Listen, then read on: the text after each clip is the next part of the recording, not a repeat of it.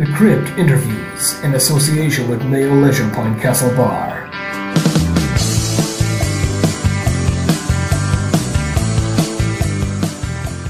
You're listening to The Crypt, and I'm absolutely honoured to be joined on the show today by an absolute legend, Mr. Tom Holland. Tom brought us some of our favourite horror classics, such as Fright Night and Psycho 2. So you're very welcome to the show, Tom. Thank you very much, Rita. It's a pleasure to be here. Well, Tom, you're all over Facebook the last couple of days because a lot of people are getting you confused with another Tom Holland for the new Spider-Man. Isn't that incredible? I woke up yesterday morning and all of a sudden I was getting all these congratulations on getting the starring role in Spider-Man. And I didn't know what was going on until I realized they were talking about the young British actor with the same name. It was funny. On your Facebook page for Tom Holland's Terror Time, there's a fantastic picture going around there with you with the Spider-Man body. Yeah, well, several of them.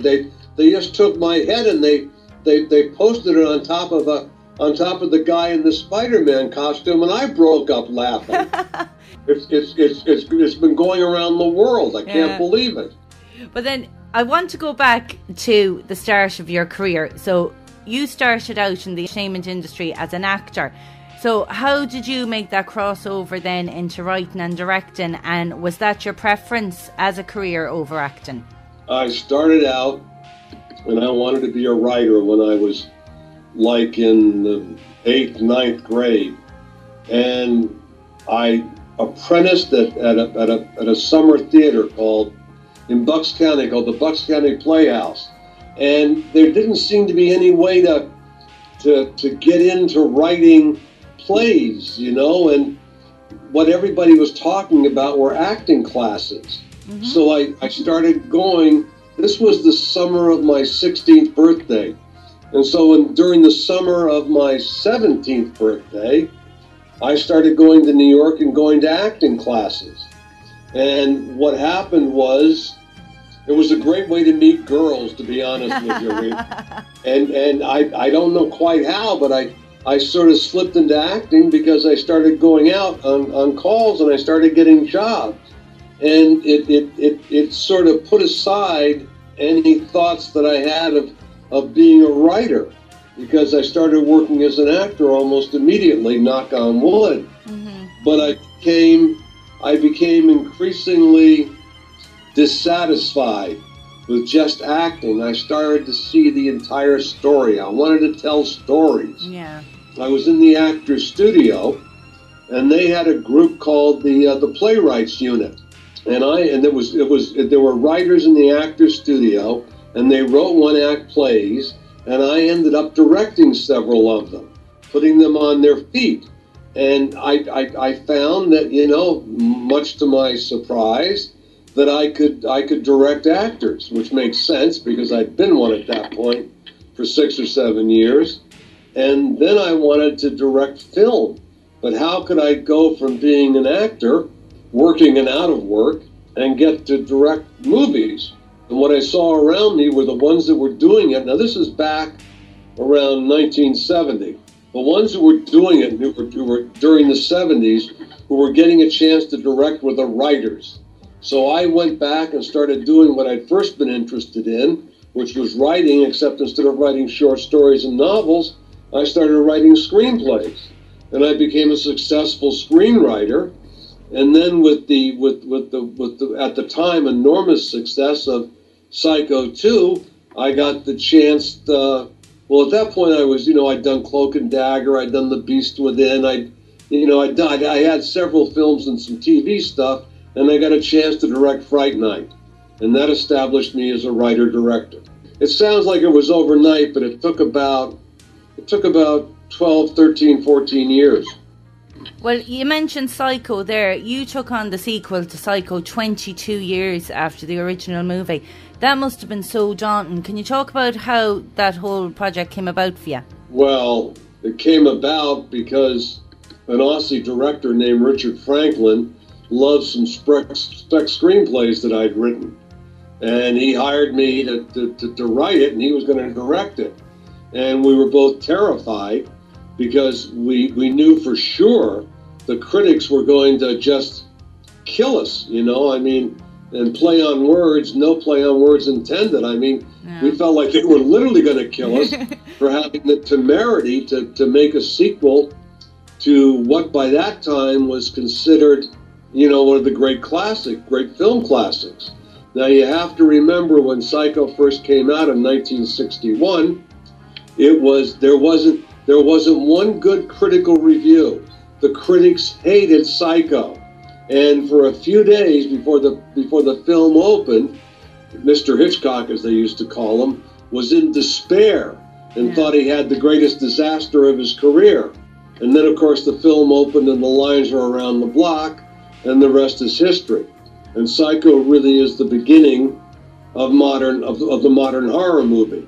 But anyway, by the time that 1981 or 2 rolled around, Psycho had been recognized as the classic it was, even though it had been castigated by all of his contemporaries when it first came out. Anyway, Richard was a Hitchcock scholar. He'd gone to USC, and what he did was he gave me like a graduate seminar in the films of Alfred Hitchcock. We literally ran every film that Hitchcock had made, starting with his earliest silent films that we could find. And we looked at every one of them, and we looked at the visual set pieces. And you could see how Hitchcock's mastery of camera work and building suspense sequences developed from movie to movie. I mean, The Lodger is the first one that just, you know, that everybody went, oh my goodness, this is a new kind of filmmaking. Now, that was the beginning of Hitchcock, known as the master of suspense. And then I think 39 Steps was his first huge hit.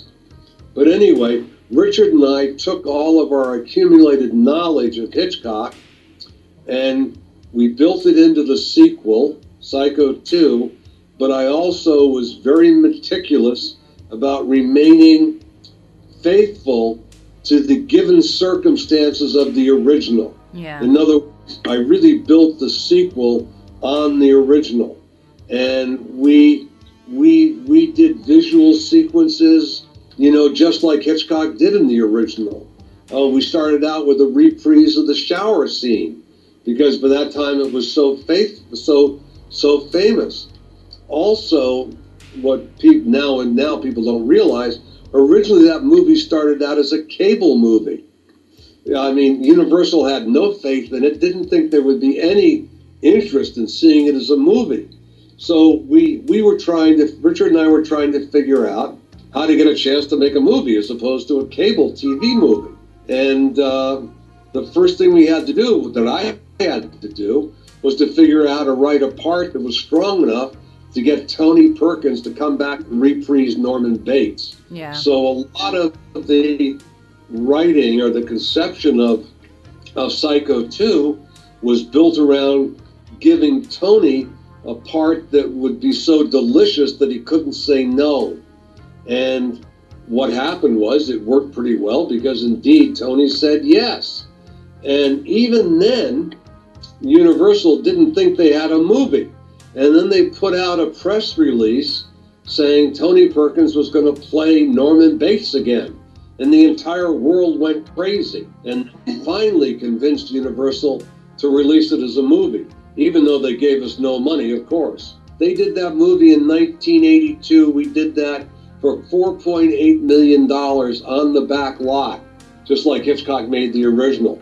But even then, $4.8 million for a studio movie was like next to nothing. I actually think Psycho 2 is better than the first one. I just love how it keeps you guessing the whole way through. You're thinking, is it him, is it not him, you know? Well, I think actually it's a better story. Yeah. But in terms of filmmaking and where it is in the history of film, Psycho is truly a great film, because that's the film that turned my life around. When I saw that, I've been a horror fan, but when I saw, but I'd grown up on Hammer, you know, AIP films. And so seeing Psycho for the first time, I'd never seen a film like that that created such terror and such shocking visual. And I knew, even though I was a kid, I was like, I don't know, 10, 11, 12, but I knew that I was looking at a type of filmmaking that I'd never seen before, which is to say montage or cutting, it was like a revelation about what you could do with film when I saw the original Psycho. So that really is a great film because nobody had done it like that before, and Hitchcock almost invented, the slasher genre. It's the first slasher. And it must have been amazing working with Tony, because whenever you watch interviews with him, he just comes across as so lovely and articulate and intelligent. Well, I got a chance to work with the last people who really knew Hitchcock well. I mean, the producer of Psycho 2 was Hilton Green, who'd been his AD, his assistant director on the original Psycho. And I have Hilton Green's script, and I have it up on my site, Tom Holland's Terror Time, with Hilton's notes, and that's the production script. Also, we had, Lila was played by, give me your name. Vera Miles? Yes, Vera Miles indeed, who would have been the star of Vertigo, except she was pregnant, and she still hadn't forgiven Hitchcock for giving the job to Kim Novak. So it was a chance to work with some real pros from a different generation, and I learned a ton about filmmaking from that experience too. And also working with Richard Franklin. Richard had interviewed Hitchcock for Topaz, and he had Hitchcock down to USC to speak. And this was just sort of at the beginning of film schools and the rethinking about our attitudes towards filmmakers.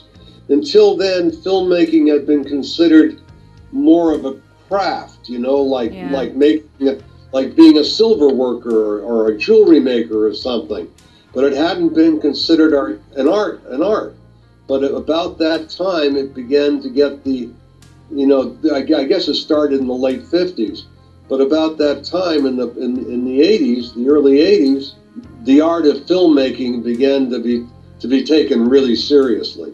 In the 80s, at a time when the slasher movie was dominating the genre, you resurrected the vampire in Fright Night. Where did the idea for that movie come from? I was writing a movie called Cloak and Dagger, of which I'm very fond. Henry Thomas and the other actor. Anyway, that was a remake, supposedly, of The Window. And The Window was the juvenile version of Rear Window. And it was written by the same writer. And it wasn't a strong enough story. The original movie had been done, I think, in 1948 or 49. And it wasn't a strong enough story to do again without changing it a lot, which is how I came up with the idea of giving Davy an imaginary friend in Jack Black.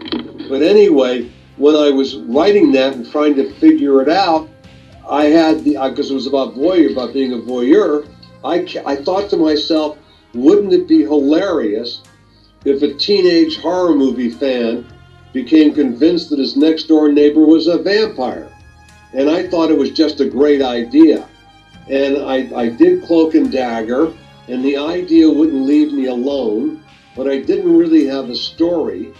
And then then all of a sudden, it popped into my head that, well, if I was a horror movie fan, and I was watching the Friday Night Frights, which I did as a boy growing up, that is to say, you could find a horror film on public television when I was a kid, but only on Friday nights, only on an independent channel, and only at 11 o'clock at night. And they were always introduced by a host. And I don't know if you had this in Ireland, but the hosts of the horror movies on television were the hokiest, worst actors imaginable. They were like Vampira and Stagger Lee and Dr. Mistopheles, and they were all filmed against the local set in the TV station, and the sets were just god awful. They'd have a bat fly through the air, and you could see the wire. Yeah. But I grew up with that, and I said, "Well, my goodness, of course, Charlie Brewster will seek out the help of the help of the host of his favorite horror movie series on television, which led to the creation of Peter Vincent. And the minute that I had the Roddy McDowall character, I couldn't get home fast enough to write the story." And he was fantastic in it, Roddy McDowall. He was great. Everybody was great. But it had such a great mix of comedy and horror. There was some real scary moments in it, and then next minute you'd be laughing again. Is it hard getting that balance right? I think it's probably impossible, except that Fright Night had a very funny idea at its core, and that led to the comedy. The comedy came out of the situation. It was just delight. There was something very humorous about a mad gonzo horror fan trying to convince his parents and the authorities, the police, that his next door neighbor was a vampire. It's so ridiculous on the face of it that all I could do was grin and laugh as I wrote the script, because the real joke was, of course, Charlie Brewster was right. Yeah. Jerry Dandridge was a vampire. I had Mark Wilson on the show a couple of months back, and he was part of the special effects team on Fright Night. And I believe you got them over from Ghostbusters. I was incredibly lucky. What happened was the head of production, a man named Shel Schrager at Columbia, literally was trying to keep the Ghostbusters team away. Now remember, Ghostbusters was a huge movie. I don't know what the budget was, but it was like one of the most expensive movies ever made at that point in time. And they made a lot of mistakes on it, and they learned a ton about how to do effects. And because Columbia was trying to keep that team together as a resource for doing more effects-driven movies, they gave them Fright Night to keep them busy, while they were waiting for the next really big movie, because Fright Night was a tiny little horror movie that the studio was almost ashamed to be making, and it was a throwaway, and nobody paid any attention to me.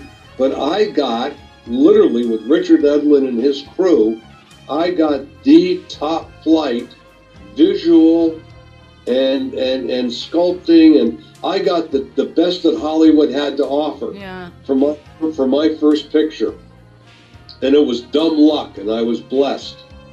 I actually seen on your page that you still have the head of Evil when he was turning back into human. Yes, I do. Well, I also have the bat, which is a work of art. When the wingspan is open fully, that's 5.5 feet. Oh my God! So I have the bat, and I have the armature for the burning, and I'm very, very lucky. And then you've teamed up with Dead Mouse Productions to make a brand new documentary about Fright Night. Are you excited for this project? Yes, I am. I think they're terrific. It's Gary and David, and I forget their last names.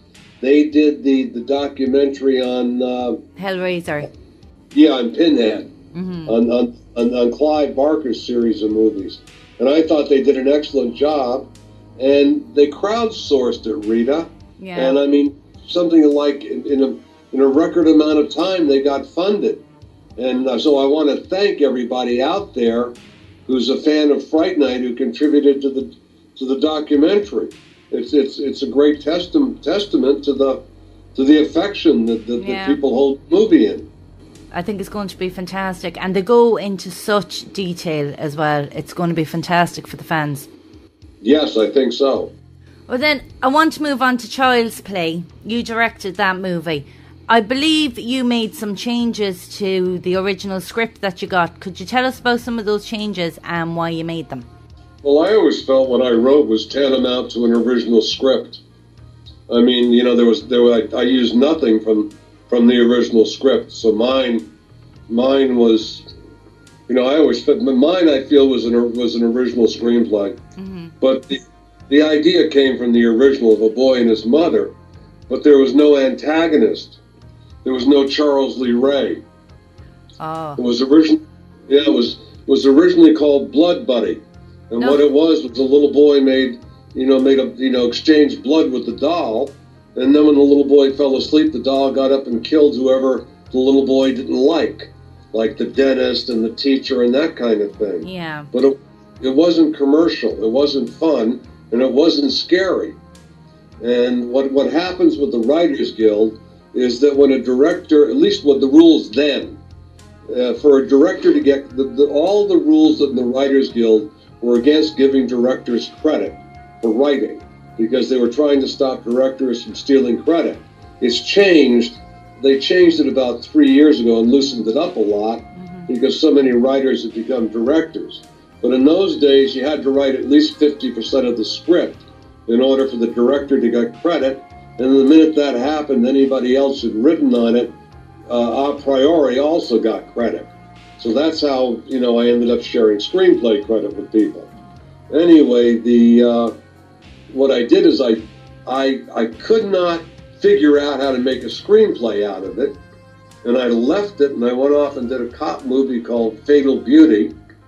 And when I came back to it, a director called Joe Rubin, a very good director, he'd been on it with his writer, and he and his writer had not been able to solve it, and they left it, and I came back onto it, because what kept tugging at my mind was they had, I don't know if you remember this, you probably weren't born, but they had something called the Buddy doll back then, and they had you're getting your first electronic dolls that had computer chips in them, so you never knew what they were going to say.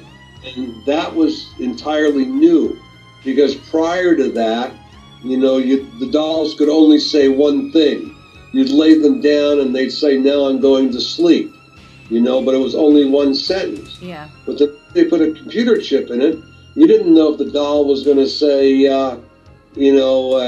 "Hi there, friend, want to play?" Mm. Or it was going to say, "You son of a bitch, I'm going to kill you." You know? It gave the doll an extra added dimension, and I was visually attracted to it, because like so many others, I was a fan of Trilogy of Terror, which was a TV movie in the late 70s, done by Dan Curtis, written by Richard Matheson, and the Zuni doll episode, which I think is called Prey, P-R-E-Y, was an absolute mind blower. And that's where a little doll about 6 inches tall with a spear terrorizes Karen Black. And what Dan Curtis did, whenever he was in trouble with the doll, which was all the time because they didn't have any money and the doll wasn't articulated or anything, he would just shake it in front of the camera. But what they had was, they didn't have Steadicams then, but he took a 16 mil camera and he put it on a roller skates. He built a board and put it on a roller skate. I think this was even before skateboarding. And it was the moving doll's point of view. And that camera, about 3 or 4 inches off the floor, chased Karen Black throughout the apartment. And it was terrifying. So I knew that as long as I used the moving point of view, and whenever I was in trouble with the doll, because you have to remember this was before CGI, and these are all in-camera effects with the doll with cables and everything and ball bearings. You knew the doll wasn't going to work a lot of the time, but I always knew I could cut to the doll's point of view and it would work dramatically, and that's because of the episode in Trilogy of Terror. So when I came up with the idea of Charles Lee Ray and him being the killer and getting his soul inside of the doll, I had the story, because what that did was that exculpated Andy, and that made Andy into the victim, and it made a heroine out of his mother.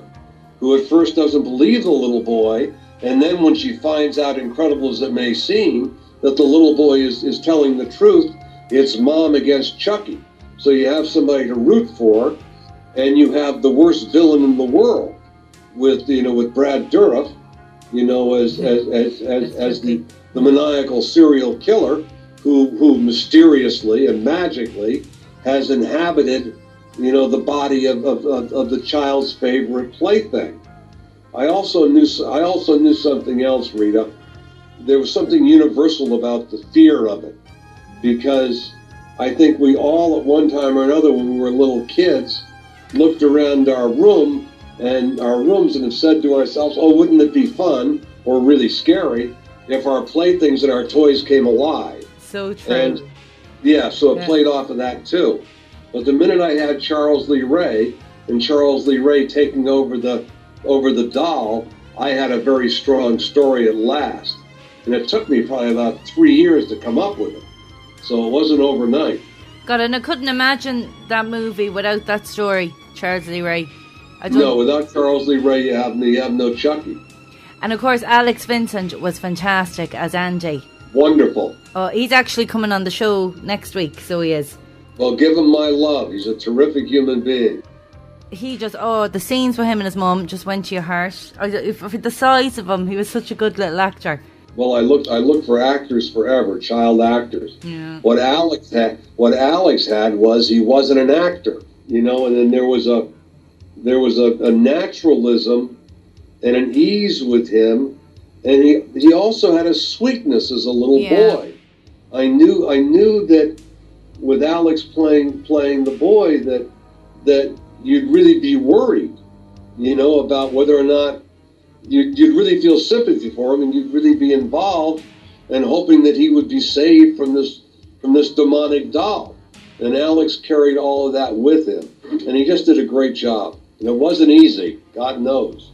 Well, I seen you say something in an interview before, and I think you're so right. You were talking about the Fright Night remake, and you were saying something that horrors nowadays are missing is warmth, humour and charm, and I think that's so true, and that comes out in all of your movies. Oh, thank you very much, Rita. Sweet of you to say that. While we're speaking of remakes and whatnot, did you see the next instalment to the Child's Play franchise, Curse of Chucky? I saw the first 2 or 3, I think. I saw the first sequel and maybe the second sequel. I can't remember. But I didn't look at them again because I really thought they just totally missed it. Well, I thought they started to spark it again when they came up with Chucky and Meg Tilly, not Meg Tilly. Jennifer. Sorry, who? Jennifer Tilly. Jennifer, with Meg's sister. Yeah. And because that was a funny image, that doll and Jennifer Tilly, because Jennifer Tilly is full-breasted, as they say. And it was just a very humorous. The first couple of sequels had no humor in them at all, and they weren't scary either, as I remember. And then they started to get the humor in them, and at least you got sort of the demonic joy that the doll felt in terrorizing and killing people.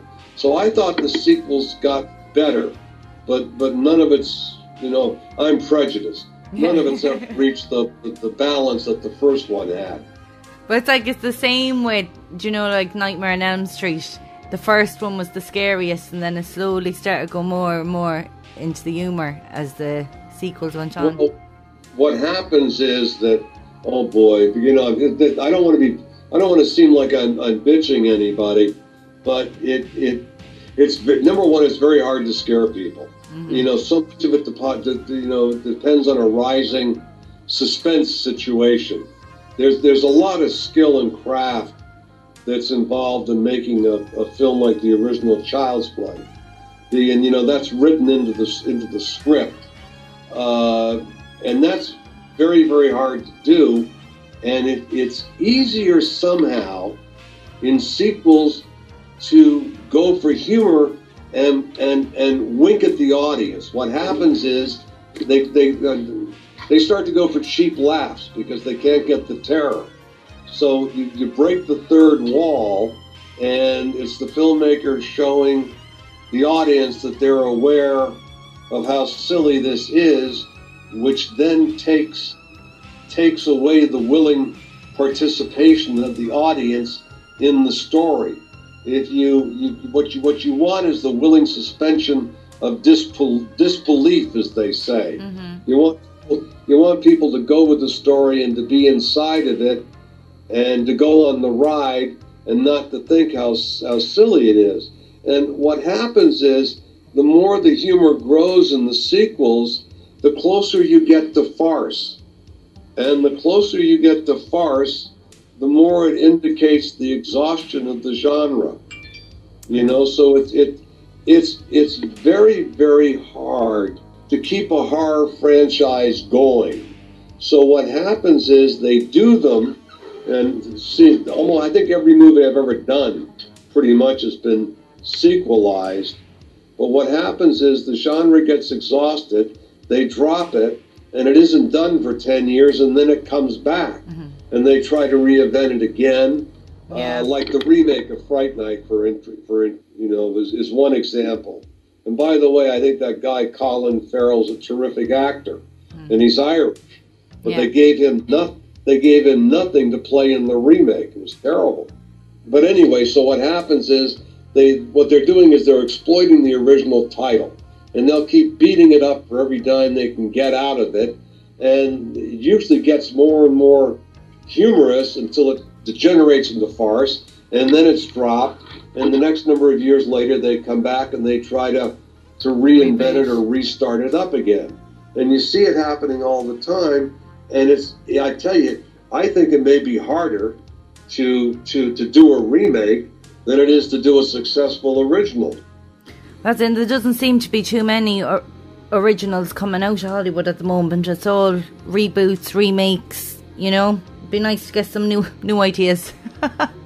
Well, I certainly agree with you, Rita, but what's happened is movies used to be an art form, and when I start talking like this, I think to myself, oh my God, I'm turning into my father. But what happens is the movies have become marketing platforms. Yeah. They've become platforms to sell merchandise. Disney's an expert at that. But the movie itself isn't as important as whatever merchandise it can spawn. So, and also, as the market becomes international, it means that the movies have to travel all over the world. So they become progressively more visual, and there's less and less dialogue and less character.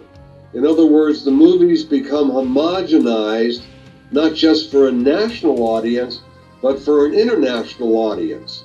So movies more and more lose the distinctive touch of the filmmaker, except in very, very low budget. So what you have is $150 million movies and up, coming from the majors and nothing else. You have no mid-list anymore, and then you have your independence, your cheap exploitation, and now hopefully growing, your internet movies, mm-hmm. because there's because digital means you can make the movies very cheaply. You can go out and make a movie now with an iPhone, but what it's done at the same time is it's really sent Hollywood into the ghetto of Cape Crusaders. Everything has to be pre-sold. It has to be a successful comic book. It has to be a successful book. So there's no more room for originals anymore. And they've absolutely destroyed that market for the screenwriter.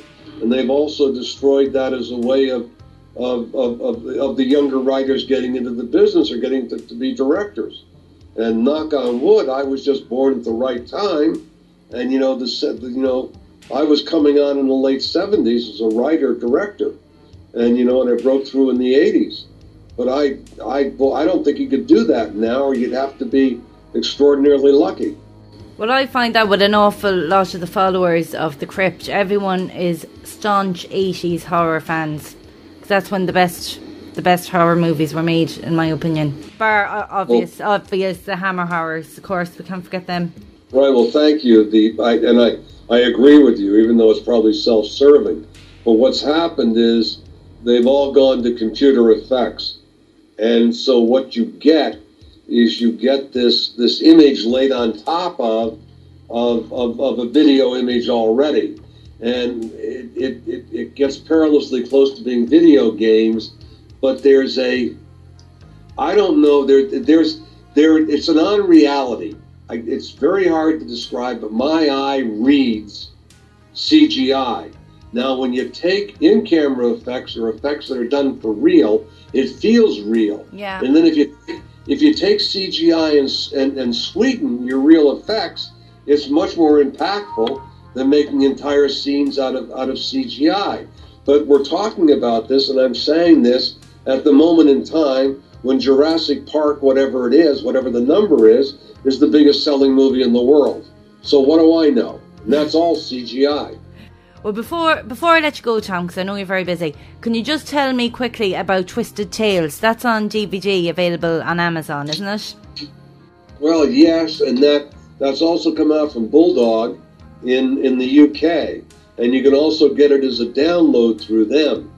But towards the end of next month, July, I'm going to put them up as singles on Terror Time, on TH Terror Time.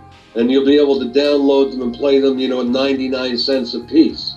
And what that was, I created, it's an anthology, but I created these individual stories to be watched on your tablet or your iPhone, because I thought that was the coming platform that people were going to use to consume entertainment. But I did it for a company called FearNet, that just as I was being released was put out of business by their owner, Universal, Comcast. So it never got a distribution on the internet. And what I was really interested in, and what I made them for, was to be distributed on the internet. Yeah. So they put them out as a DVD, and said, well, it's a 2-hour and 20-minute movie. But that was never my intent. So everybody out there who's listening in Ireland, if you look on my Facebook page or Twitter or on Terror Time website, in about a month you'll be able to spend 99 cents and purchase them as you will. And they're all very different. I mean, some work better than others. You're going to like some, you're going to hate some, but some of them are just terrific, and some of them are for an older audience, and some of them are for a younger audience. So we'll see. And what I'd like to do is I'd like to establish an online video presence for myself, and I'd like to be able to make stories directly for the horror audience out there who are consuming on the internet. Yeah. And I think perhaps we're all well enough connected now, and the genre audience is big enough that there may be an audience out there to consume my Twisted Tales. What's the website address for that again, Tom? It's Tom Holland's Terror Time, also called TH Terror Time. Fantastic. And I have a Facebook page called I have a fan page on Facebook, and also a Terror Time page on Facebook, and I've got a Twitter account called The Real Tom Holland, because of that huge thing that happened yesterday morning, where they mixed me up with the actor Tom Holland, who's 19 years old, and I'm a little bit older than that. Oh, is he? But I've got all these pictures out there of me dressed as Spider-Man now. It's incredible. Well, do you know what? That'll probably, when that film comes out, and all the young girls that are going to look to follow that Tom Holland will probably all end up following Tom Holland's Terror Time. So your Twitter's going to go through the roof. That'd be funny, Rita. I don't know if my wife would be very happy about it, but it'd be very fun. Well, Tom, thank you so much for coming on the show today. Your movies are some of my all-time favourites, so it's been a true honour to speak to you. Well, I thank you, Rita, and as I said before, I love Ireland. And because my wife's grandparents are from the old country, we've been over there for a lot.